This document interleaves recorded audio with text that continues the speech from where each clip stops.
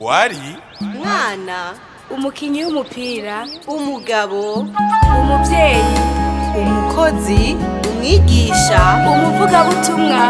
umukuru w'igihugu uzokwibagiranwa mu mateka y'Uburundi uzokwibagiranwa no mu makungu uzokwibagiranwa mu mateka y'Uburundi uzokwibagiranwa no mu makungu. Burundi nisinzi ry'abarundi bakimenya ko washengeye yabaye inkuru y'incamugongo byabaye ibihe bidasanzwe ariko ko twese ariyo nzira byabaye ngombwa ko haba kuvyakira muvyeyi wacu wigiriye ntiwiruhukire umutima wawe uciye bugufi ufashe utavanguye niryo ragi ry'urukundo wadusigaranye umwitwarariko wawe mu vy'indero n'amagara y'abana n'abakenyezi ni ntasubirizwa kuko watweretse umutima wo gukunda igihugu natwe tuzobigendera nk'iragi wasigiye abenegihugu Petero bose nkuru nziza wari intwari idasanzwe intwari ntizipfa zirasinzira uri intumwa yadukundira watujabukije ibisebuzi byinshi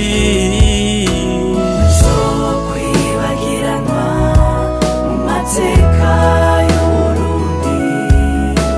uzokwibagiranwa no mu makungu uzokwibagiranwa mu mateka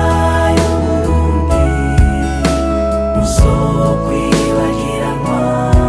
no mu makungu. iterambere watugejeje ko tugusabira ibitibo kenshi twebwe abawe tuzokwama tukwibuka naho twarize menshi twacize intege misi myinshi ntituzokwibagira we muvyeyi izina nkuru mu gihugu nk'umukuru that name be the healer love like a thriller fly like a nigger uzokwama uri hero ubutore n'ubutwari n'ukuri byaragusa ibikorwa amajambere nibyo byari imbere gusa ntawarakirara yiganyira ntibuca shauri yake nishabambia mimi mzee alikuwa aticha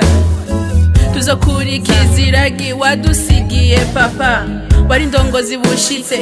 wahinduye byinshi mu gihugu tutazibagira wari intwari muri byose ntiwiruhukira amahoro rest in peace uzokwibagiranwa abavyeyi twibaruka ku buntu ugwaruka